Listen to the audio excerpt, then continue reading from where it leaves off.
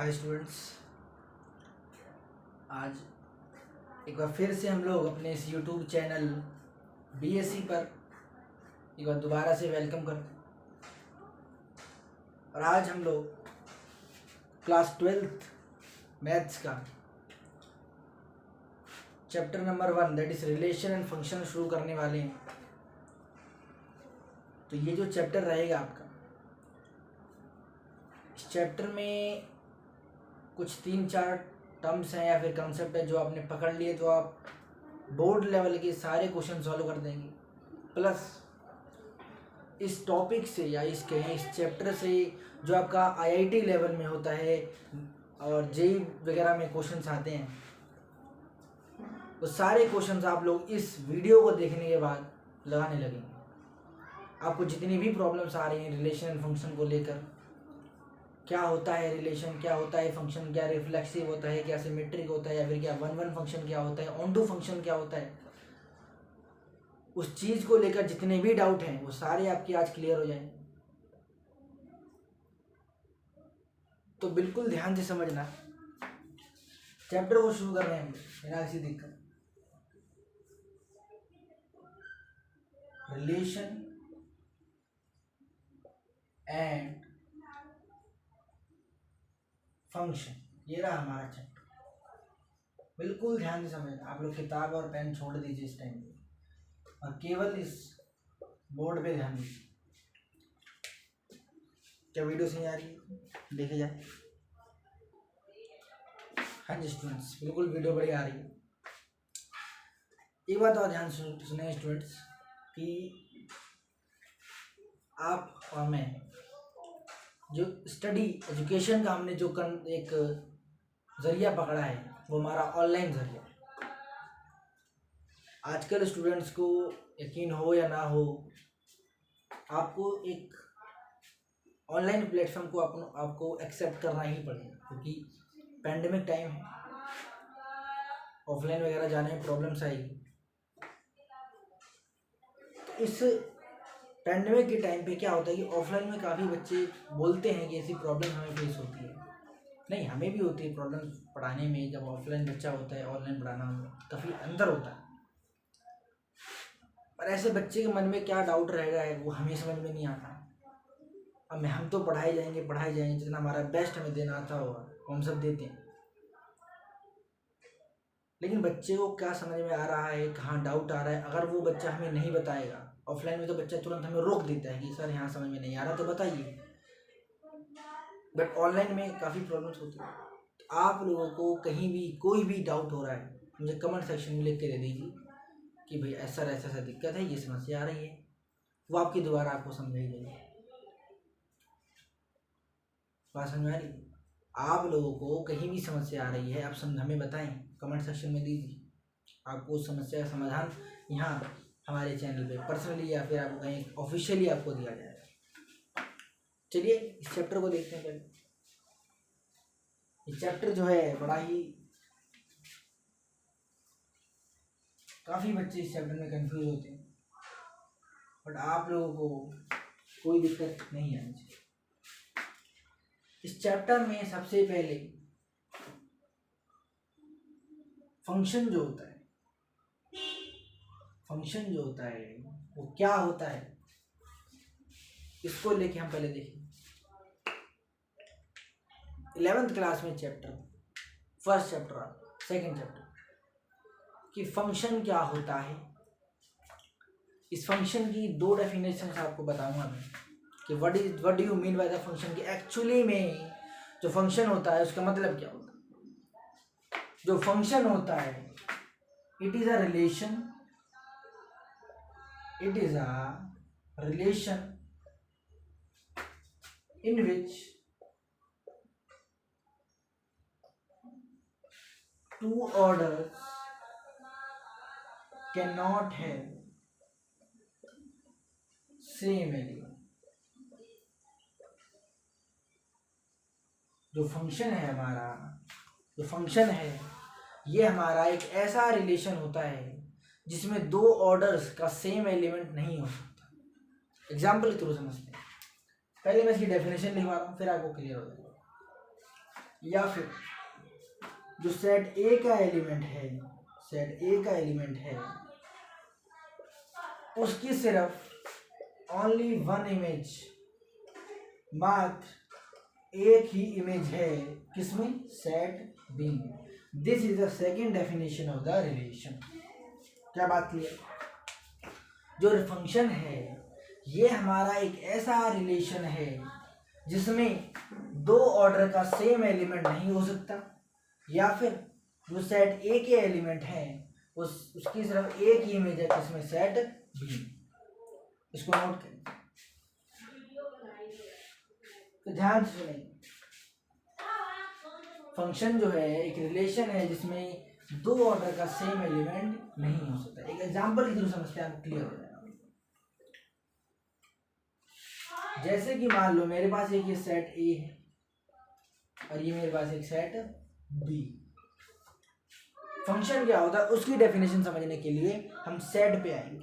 Clear है? जैसे मान लो इसका 1 2 3 4 A B C D E. Clear? तो सेट फंक्शन की डेफिनेशन क्या है? सेट ए का एलिमेंट जो है, जो सेट ए का एलिमेंट है उसकी only one and only one image किसमें होगी, सेट बी। एक बात ध्यान सुनिए बेटा, जो ये बी सेक्शन होता है ना बाद वाला, इसमें सेट ए की इमेजेस बनती हैं। 11th क्लास का कंसेप्ट है, ये बताया जा रहा था कि जो सेट ए का एलिमेंट है उसकी सिर्फ एक ही इमेज है किसमें, सेट बी। अब फंक्शन की डेफिनेशन के लिए, फंक्शन की डेफिनेशन क्या था कि सेट ए के जो एलिमेंट है उसकी मात्र और मात्र एक ही इमेज होगी किसमें, सेट बी में। इमेज का मतलब होता है सेट ए का एलिमेंट सिर्फ एक ही एलिमेंट से लिंक होगा, सेट ए का एलिमेंट मात्र एक ही एलिमेंट ऑफ सेट बी से लिंक होगा, चाहे ये इससे लिंक हो या चाहे ये इससे लिंक। लेकिन सिर्फ एक एलिमेंट एक से ही लिंक होगा। यहाँ पर आप ऐसा नहीं कर सकते कि आपने दो एलिमेंट को एक ही एलिमेंट से जोड़ दिया किसमें, सेट बी में, तो ये आपका फंक्शन नहीं। क्या बात क्लियर है स्टूडेंट? क्या वीडियो क्लियर है? बिल्कुल क्लियर। मैंने आपको बताया कि जो फंक्शन होता है, जो फंक्शन होता है वो हमारा एक रिलेशन होता है जिसमें दो ऑर्डर का सेम एलिमेंट नहीं हो सकते। जो पहली डेफिनेशन आपको बताई गई उसको भी क्लियर करा जाएगा। मैं सेकंड डेफिनेशन को समझा रहा हूँ यहाँ पर कि जो सेट ए का एलिमेंट है उसकी मात्र और मात्र एक ही इमेज होगी किसमें, सेट बी। क्लियर है क्लास? अब ध्यान से ठीक, जो सेट ए का एलिमेंट है उसकी मात्र एक ही इमेज है किसमें, सेट बी। अब ध्यान से अब फंक्शन को बिल्कुल सही से क्लियर करा जा रहा है क्या हो। अब बिल्कुल ध्यान से सुनिए स्टूडेंट, ठीक है? अब हम लोग फंक्शन की डेफिनेशन ले रहे हैं एग्जांपल के थ्रू। जैसे मान लो मेरे पास दो सेट है, A and set B. Set A के अंदर हमारे एलिमेंट्स हैं 1 2 3 4, ठीक। और सेट बी के जो अंदर एलिमेंट हैं वो बेटा हमारे हैं 5 6 7 8। मैंने आपको एक फंक्शन दिया A B, that is B is equals to A plus 5, where A belongs to A and B belongs to. Clear? क्या बोला मैंने? ये सब 11th क्लास का है, ज़्यादा मुश्किल नहीं है, समझने में आपको नहीं आएगा कि ए मैंने आपको एक सेट दिया जिसमें 1 2 3 4 चार एलिमेंट है, और बी मैंने आपको एक सेट दिया जिसके अंदर 5 6 7 8 चार एलिमेंट, और मैंने आपको ये फंक्शन की कंडीशन। फंक्शन की कंडीशन का मतलब बिल्कुल ध्यान समझेंगे, बिल्कुल आपको आराम समझ में आएगा कि फंक्शन की कंडीशन का मतलब क्या होता है। यदि किसी बच्चे को ये इतना बड़ा समझ में ना आ रहा हो, उसको समझने के लिए सिर्फ एक ही चीज को पकड़नी है, वो है। यदि किसी बच्चे को ये पूरी चीज समझ में ना आ रही हो, उसको सिर्फ एक ही चीज पकड़नी है, वो क्या है, ये और ये कंडीशन, बस। इसके थ्रू आपको चलना है भाई। ए बिलोंग्स टू ए, मतलब ए के आप जितने भी एलिमेंट चुनोगे वो किससे आएंगे, सेट ए से आएंगे। बात समझ आ रही है? आप ए के लिए जो भी नंबर लेंगे वो किससे आएंगे, सेट ए से। और बी के लिए आप जो भी नंबर लेंगे वो किससे आएंगे, सेट बी से। ये पता क्यों हो रहा है? क्योंकि मुझे कंडीशन दे रखी है ये वाली, ए बिलोंग्स टू ए। आप ए के जो एलिमेंट लेंगे वो सेट ए से लेंगे और बी के जो एलिमेंट लेंगे वो सेट बी से लेंगे। अगर ये कंडीशन नहीं दी होती, अगर ये कंडीशन रिवर्स होती कि ए के एलिमेंट आप बी से लेंगे और बी के एलिमेंट आप ए से लेंगे, ए से, तो अभी कंडीशन रिवर्स हो जाती। तो आप ए के लिए एलिमेंट बी से लेते और बी के लिए एलिमेंट ए से लेते। Any doubts? यदि किसी भी बच्चे के मन में कोई शंका है तो पूछ सकता है। Any doubts? ठीक, ध्यान समझेंगे। अगर मैं यहाँ से रिलेशन बनाऊँ, फंक्शन बनाऊँ, तो भाई मान लो मैंने ए की वैल्यू मान ली 1, ए की मैंने क्या मान ली वैल्यू 1। अब ध्यान समझना, अब कैसे आपको इसको सॉल्व करना है। b is equals to A plus 5, ये चल रहा है ना मेरा। अगर मैं ए की वैल्यू 1 मान रहा हूँ, ए की वैल्यू क्या मान रहा हूँ मैं, 1 मान रहा हूँ, तो यहाँ पर b की वैल्यू कितनी आएगी, b इक्वल टू ए की वैल्यू कितनी मानी आपने, 1 plus 5 that is equals to 6। 1 plus 5 equal to 6। A की वैल्यू 1 क्यों रखी मैंने, ए की वैल्यू क्या मानी मैंने, 1 माना। 1 6 ये मेरा पहला बना, क्या मेरा पहले बना 1 6। बात समझ आ गई? उसी तरह अब मैंने ए की वैल्यू क्या मानी 2, ए की वैल्यू 2 मानूंगा तो बी की वैल्यू 7, 2 7। अगर मैं ए की वैल्यू 3 मानूंगा तो बी की वैल्यू कितनी आएगी 8, बी की वैल्यू क्या आएगी 8। अगर मैं ए की वैल्यू 4 मानता हूं तो बी की वैल्यू क्या आएगी 9। लेकिन ध्यान से समझना है, अब यहाँ पर आपको समझना है, जब आपने ए की वैल्यू 2 मानी तो बी की वैल्यू 7 थी, 7 इसमें था। ए की वैल्यू 1 मानी थी तो बी की वैल्यू 6 थी, वो 6 भी था। 3 मानी 8 आई, 8 भी था। लेकिन क्या इसके अंदर आपका ए की वैल्यू 4 मानने पे बी की वैल्यू 9 आ रही है क्या, नहीं, तो ये आपका सिस्टम एग्जिस्ट ही नहीं करेगा इस रिलेशन। बात समझ में आ रही है? आप ए की वैल्यू मानते जाओ, बट उस ए की वैल्यू को पुट करने के बाद बी की क्या वैल्यू आ रही है तो वो देखना भी जरूरी है कि उसमें क्या वो बी सेक्शन में, बी सेट में एग्जिस्ट कर रहा है या नहीं कर रहा है। अगर वो सिस्टम में एग्जिस्ट कर रहा है तो ही आप उसको आगे लिखिए। क्लियर है? ध्यान दें। अब एक बात यहाँ पे आपको नोटिस करना है, यहाँ पे आप देखिए, यहाँ पर होगा ए की वैल्यू 1 तो बी की वैल्यू 6, बी की ए की वैल्यू 2 तो बी की वैल्यू 7, ए की वैल्यू 3 तो बी की वैल्यू, कि यहाँ पर कभी ऐसा हुआ है कि 1 की वैल्यू भी 6 आ रही है और 2 की वैल्यू भी 6 आ रही है?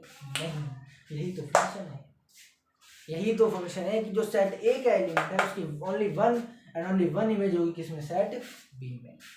ये हमारा फंक्शन है। अब क्लियर हुआ? फंक्शन क्या है कि ये फंक्शन इज अ रिलेशन, एक रिलेशन है जिसमें दो ऑर्डर के सेम एलिमेंट नहीं हो सकते। अब मैं फर्स्ट डेफिनेशन को भी ले रहा हूं, ये हमारा एक ऑर्डर है ना, ये भी हमारा एक ऑर्डर है।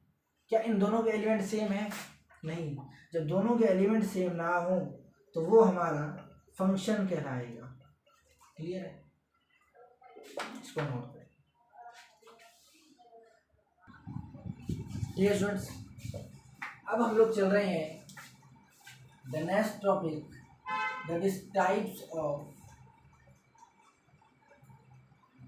रिलेशन। कि हमारे रिलेशन जो होते हैं वो कितने तरह के होते हैं, रिलेशन कितने तरह के होते हैं उस चीज पर जा रहे हैं। ध्यान से समझेंगे। इस रिलेशन को समझने के लिए इसमें एक अजम्पशन ले रहे हैं। पहले for the first one assumption हम ले रहे हैं, ही let R be R relation in which, हमने माना कि आर एक रिलेशन है किसमें, इन सेट ए, सेट ए में हमारा आर क्या है, एक रिलेशन है जिसके अंदर आर बिलोंग कर रहा है ए क्रॉस ए से, R is belonging to A cross A, where A is in relation with A. Clear है? क्या बताया, एक एग्जाम्पशन लिया हमने कि आर एक रिलेशन है किसमें, सेट ए में, वेयर रिलेशन बिलोंग करेगा A cross A and A is in relation with A.